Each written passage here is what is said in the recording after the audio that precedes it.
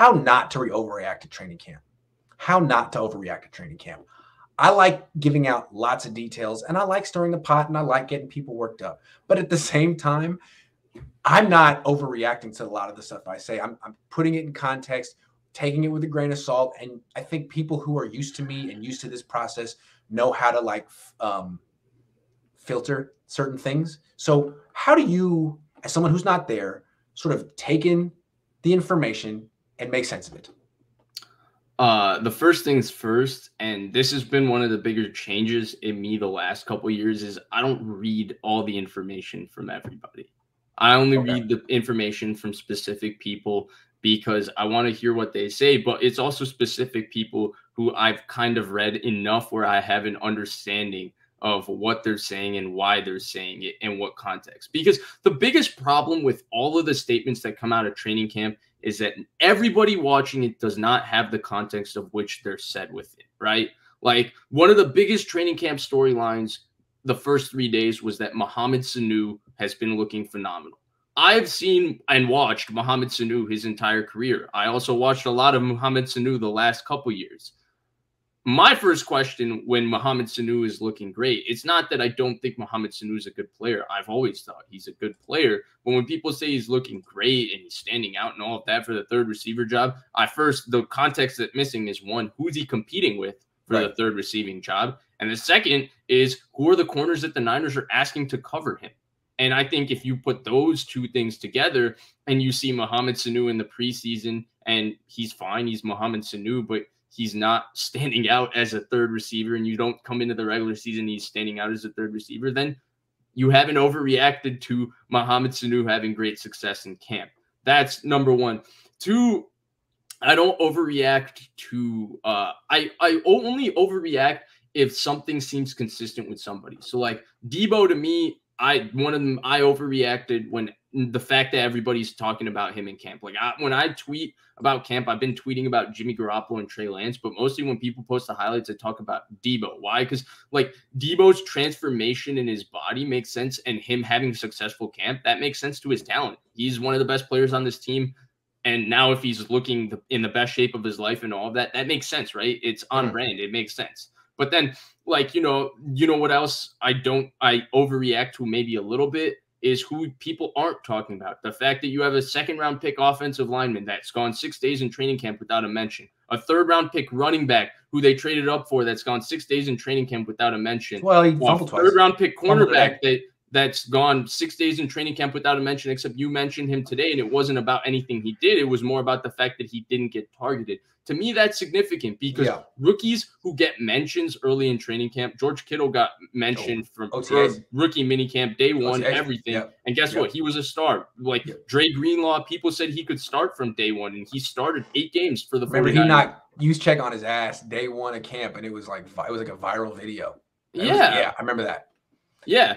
Fred Warner, another one from day one, people have said now Trey Lance seems to be the guy getting that level of buzz, but he's also a quarterback who they gave up a lot for. So like from that standpoint, like then I look at it, it's not that the rookies they drafted, they're on a rookie timeline, but you don't get the star kind of vibe because the guys who are stars, they show it very early in training camp and you'll get to hear about it. Like I remember 2011 being 11 years old, every reporter was like, wow, this Aldon Smith guy is different.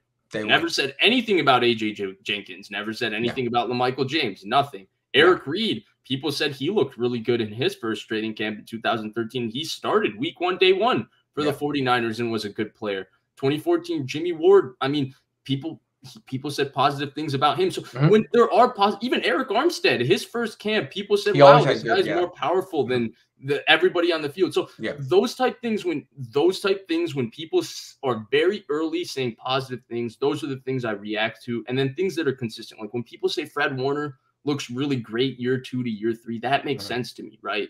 But it's when random names people say are having a standout camp, when I know I've seen enough of their career and all of that, and I kind of have an idea of who they are, I'm a bit more skeptical of riding the day-to-day wave because honestly, by the end of camp, one of these other guys like a Kevin White or River Craycraft could now have ascended into being the guy for the number 3 receiving job. Like, it's so fluid with training camp, practice to practice, when you're talking about guys that are like 20 to 40 in the roster. And that's what I personally think is the thing that you shouldn't overreact to. And I think that's the conversations I see so much on Twitter, like people arguing like, no, I read that he did this and he did that. And I read that he did this and he did that. But both of you weren't there. Both of you read from this guy that he did this and he did that. And you're using that as your argument, but you're missing the context of what actually happened. And I think that's the most important thing, because that context separates everything, right? Because everything you guys are viewing is relative to the opposition and it's relative to their teammates. Like, Mo Sanu might be looking great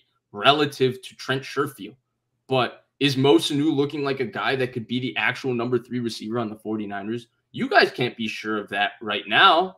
And how can I be sure of that? So, like, Ambry Thomas might be looking really, really good relative to Dante Johnson. But can Ambry Thomas be the week 1 starter for the 49ers on the other side of Jason Verrett? Well, that's a different question. And that question cannot be answered until week 1 and all of that. So those type of things are the things that I think shouldn't be overreacted to. Good point. Trey Niner says it looks like Tavon Wilson is our backup safety. He was in the starting lineup today. Is he better than Jefferson? Seems like we need help at the position. I haven't seen anything from Jefferson to make me think he's in the running for he may not even make the team. He tore his ACL and hasn't been anything since then. It seems like Jared Maiden has actually – the safety that has been the most impressive to me after Wilson and Ward is Jared Maiden. He's pretty good. Yes. I know Coach Johnston really likes Jared Maiden because he's an Alabama guy. And, they played – but the only highlight I've seen from Jared Maiden is him having a big Raheem Moore type boo-boo against Deebo Samuel. He did cover a lot of ground on that play, but that's a pick. No, he's pretty fast. He's just around the ball. I haven't noticed Jefferson and all, but maybe I'm bad at judging safeties. I don't know.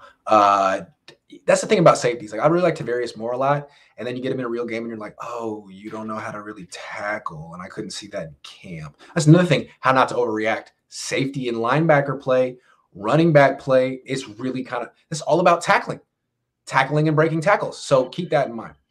Grant, do you think Trey Lance is ready? I mean, not on August 2nd. I think he'll be ready by September 2nd, but we'll see. Bush, thoughts on Jalen Hurd? I think that's Vish. Oh. Vish out of Bush. I mean, Vish, correction, cost me another $5. Thoughts on Hurd? Yeah, I don't have a lot of thoughts on Jalen Hurd. Yeah, he's been hurt a lot. I hope he gets through a season healthy before I can have expectations for him, because I've seen him in one preseason game in my life, and he played receiver for 1 year before that. And yeah, that one preseason game was awesome, but do you remember Lavelle Hawkins in 2014? That dude was a preseason superstar. What about DeMarcus Dobbs, his rookie year? He looked better than Aldon Smith in preseason. So, yeah.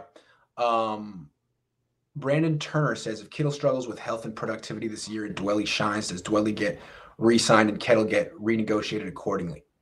No. Maybe Dwelly gets re-signed, but Kittle doesn't get renegotiated. No way. No. Lil Lord Studi says, what do you think Jed will do to Kyle if 49ers have another bad season? And do you think Jed did a bad thing firing Harbaugh? You want me to go? Yeah.